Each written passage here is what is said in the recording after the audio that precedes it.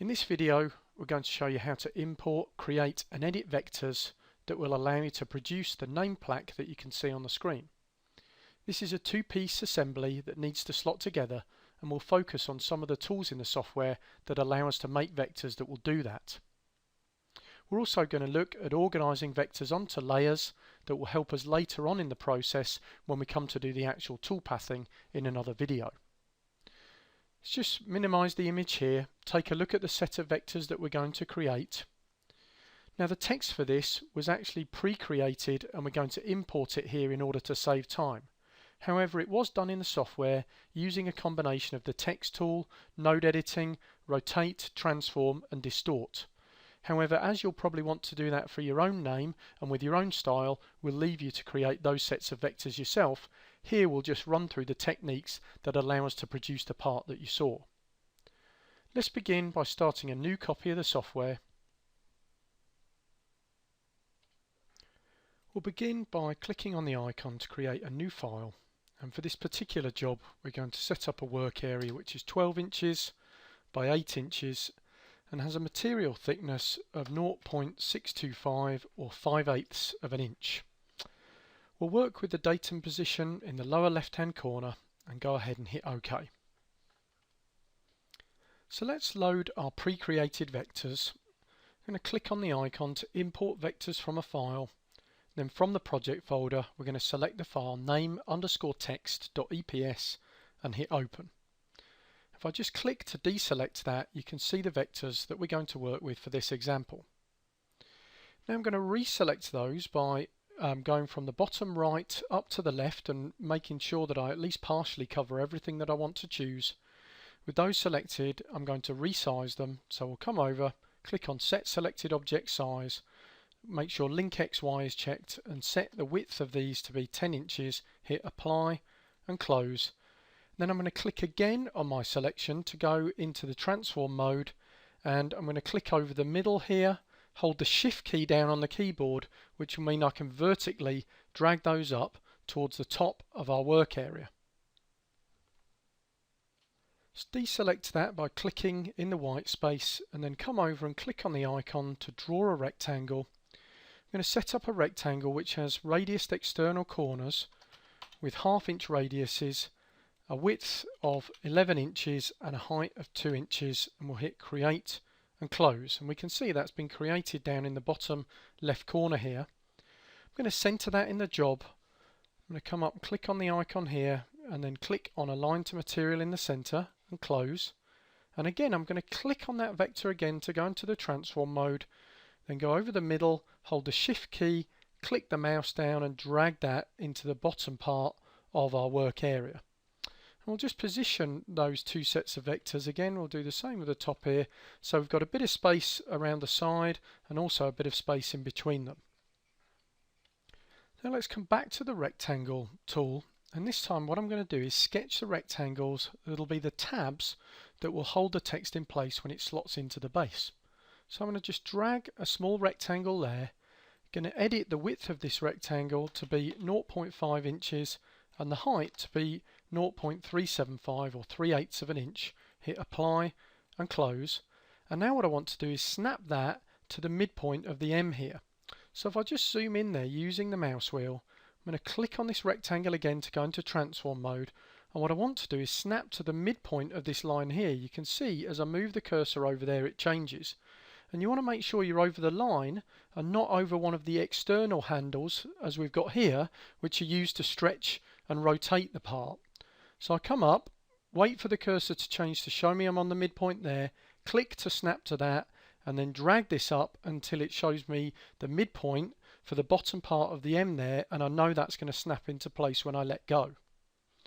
Now if I hit F on the keyboard to zoom out, I can do the same thing by hovering over that point there, and then to make a copy of this I can hold the Control key down on the keyboard, click and drag, and then I'm just going to position that at the midpoint of the base of the L. So that's going to be the vector for one tab, that's the vector for the other tab. And now what we want to do is create the holes for the slots that these tabs will go into. To position those accurately, I'm going to use the guidelines. To access the guidelines, I just come over the ruler either at the side or the top, click and drag, and that's going to drag out a guideline that'll be placed wherever I let go of the mouse. What I want to do in this case is bring it over and snap it to the corner of our tab. So I'm going to let go there. Then to make a copy of this guideline, I'm going to hold Control, click and drag, and again just snap that to the other corner there. Do the same again, just drag this across and make sure I snap to the corner, and then again just click and make sure I snap to the corner there. So now I know I've got these guidelines that are exactly in line with the edges of my tabs. Next, let's come up to the top ruler, click and drag a guideline from there. Now you will notice that the guide's snapping here to every 0.1 of an inch. So when I want to snap it to a vector, I have to be very careful to make sure it's on the snap point, as you can see there. In this case, I want to get it on the midpoint of that rectangle. So make sure it's there and not at 2 or just below that at 1.9. So I'm going to snap on there, going to let go, and that'll position the guideline in the center. Next, I want to create some guides relative to this. Now the thickness of my material is 5/8 of an inch. So what I want to do is create a guide which is half that distance above and half that distance below. So let's right mouse click on this guide. I'm going to say I want to create one relative to that guide. As I say, I want it to be half of 5/8 of an inch. So what I can do is type in 5 divided by 8, hit the equals key to calculate that, and then come to the end there and say divided by 2 equals to get half that value, and then I can just click the button to create a new guide, put a negative sign or minus sign in front of that, and create a new guide below it there. Now this is still not quite right because I don't want my tab to be the entire thickness of the material. What I plan to do is bevel the edge of the letters, and so I'm going to machine the top of this tab down 1/8 of an inch. So what I actually want to do is move the front of this up 1/8 of an inch in order to give me the correct size for the rectangle. So to do that, I'm going to right mouse click on this guide. I'm going to say I want to create one relative to the guide there, 0.125 or 1/8 of an inch, create new guides, and then we'll click on the button to delete the original guide there. Now that should be correct between that corner and that corner for me to create the two rectangles that are going to represent my slots. So we can come over and click on the draw rectangle tool. I can bring the cursor over so it indicates that it's going to snap to the intersection of those two guides. You can see that change into a vertical crosshair and a horizontal crosshair, and then I get both when I'm over the intersection. That means I can click and drag from that top corner down to the bottom corner, and do the same here as well, making sure I snap onto those. Then I can hit close on the draw rectangle form, and there you can see I've got those two rectangles that represent the holes that my tabs are going to go into. Now for the guides at this point, we can either delete them, which we can do by going up to View, Guidelines, Delete All Guides, or I may want to keep them for use later but just temporarily undraw them. To do that, we just click back in the white space. I come up to where the two rulers intersect, and there's an icon here with the sort of dashed lines on it, and I can click on that in order to undraw the guides, click on it at any time to draw them back in again. So we'll just click on that to undraw them for the moment. Now we've got all the vectors we need for our example. Now what we need to do is start organizing them onto different layers, and in some cases creating multiple copies of sets of vectors where I want to use them for different types of operations when we come to the toolpathing. Firstly, let's just take a look at the layers we have. So we can come over to the drawing tab, click the drop down for the layer. We can see we have a layer 1 that has nothing on it, which is indicated by this blank sheet of paper, and then a layer that was created when we imported the text and was given the name of the imported file, and by the shapes shown on here indicates that it's got something on that layer. As layer 1 is empty, I'm just going to right mouse click on it and go to delete. Next, let's just pop this open again, right mouse click on this layer and go to rename, and we'll call this layer cutout, because what I'm going to leave on there are the vectors that I plan to use when we come to do the cutout toolpath. So we can just click to accept that and hit close. Now we have all the vectors we need, but what we want to do now is start to organize them on layers, and also make multiple copies of some vectors that will allow us to create the exact outlines we're going to need when we come to the toolpathing stage for this example. So on my cutout layer, which is the current and only layer, I need to retain all the vectors that I'm going to be able to weld together to make the outlines we're going to cut out. Next, I need to create a layer that's going to have the text on it so we can profile around those edges. Then we'll need a layer for the tabs and the slots as well. So for the text profile layer, I'm going to click and drag a box so that it completely encloses the text but doesn't completely enclose the two tabs, and let go. So that should just select the text. I'm going to right mouse click, and because I want to retain a copy of that on the current layer, I'm going to say copy to layer rather than move, choose new layer, and for the new layer I'm going to call it V profile, which indicates the type of toolpath I want to create on this. And I'm going to make it invisible and inactive by unchecking both the boxes here and hitting OK. Next, I want to do the same thing with the two vectors we've got for the tabs. So I want to retain a copy on the current layer, but I also want to click, drag and select those, right mouse click and say copy to layer, new layer, and we'll call that tabs, and I'll uncheck both boxes again to make that invisible and inactive and hit OK. Finally, I need to select the two vectors for the slot, right mouse click, and this time I'm going to move those to the layer because I don't need those on the cutout layer. I'm going to say new layer, and we'll call that layer slots, and that can remain visible, but we won't check the box to make it active. We'll keep the cutout layer active and hit OK. Now we can work through our layers and make the edits we need to finalise the vectors for machining. On this cutout layer, what I'm looking to get is effectively just the silhouette of the parts so that we can profile around them to cut them out.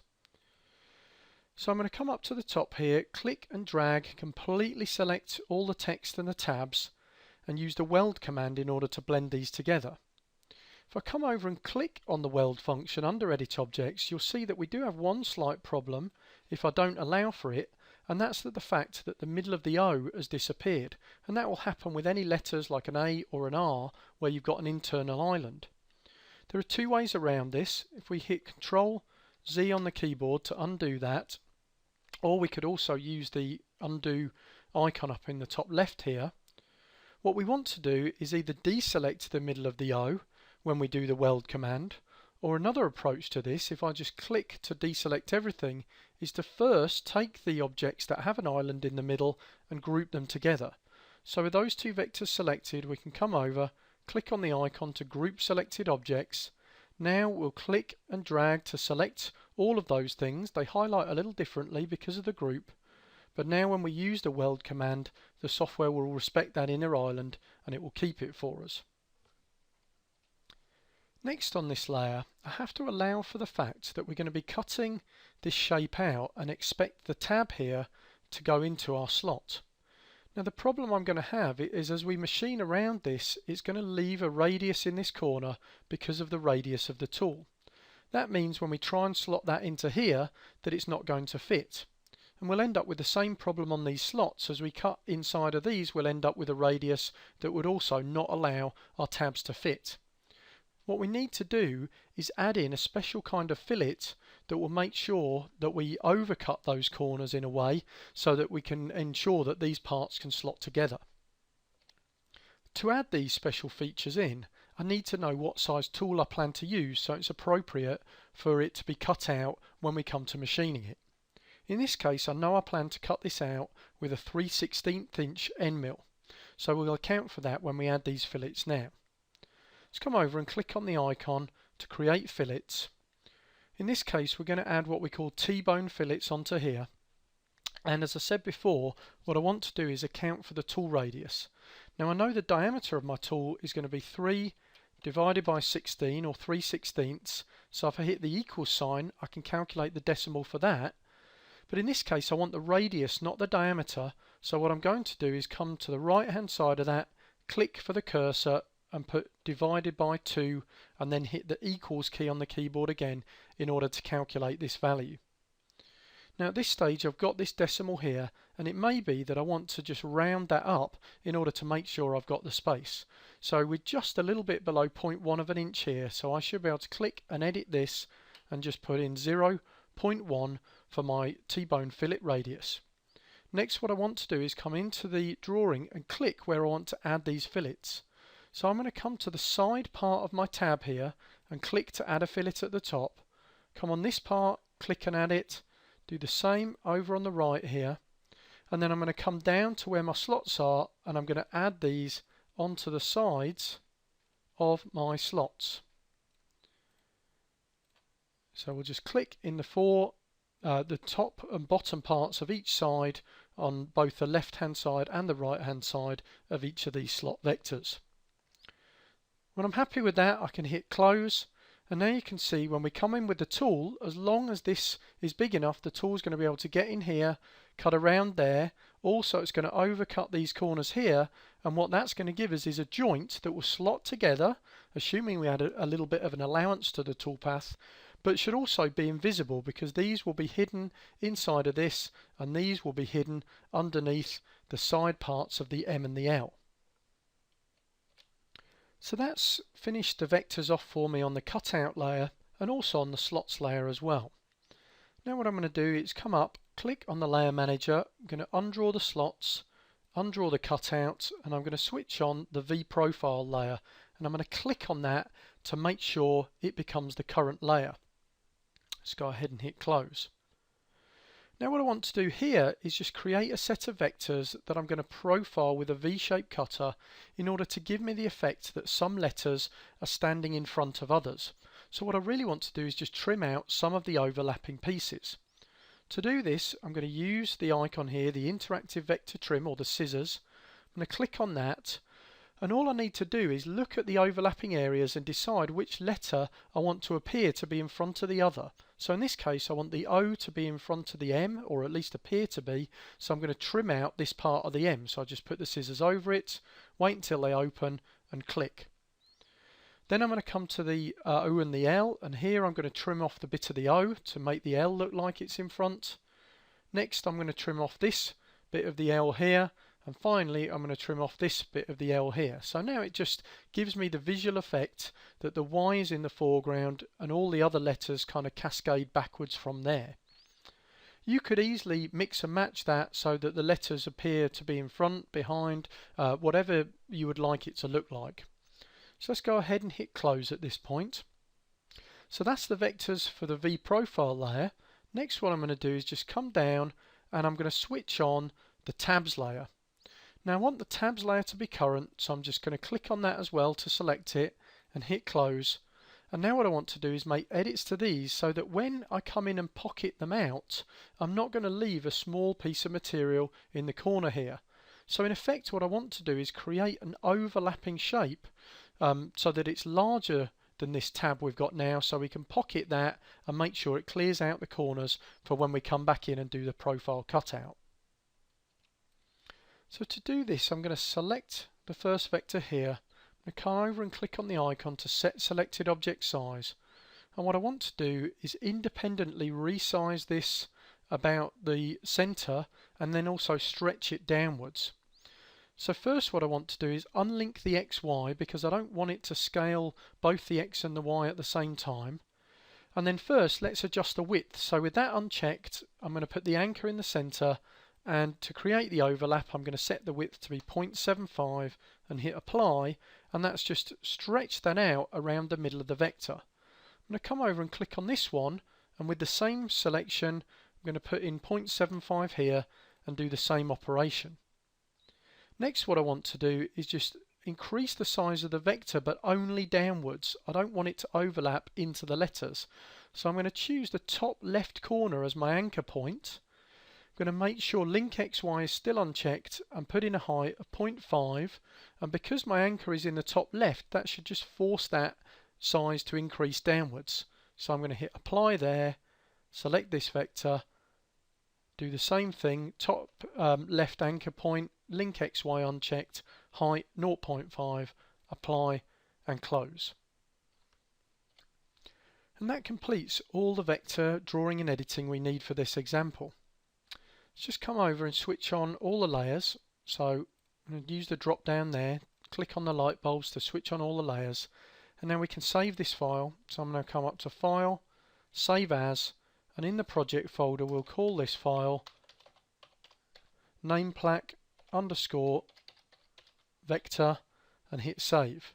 So if you want, you could open it and see it at the stage that it's currently at. That concludes this particular video.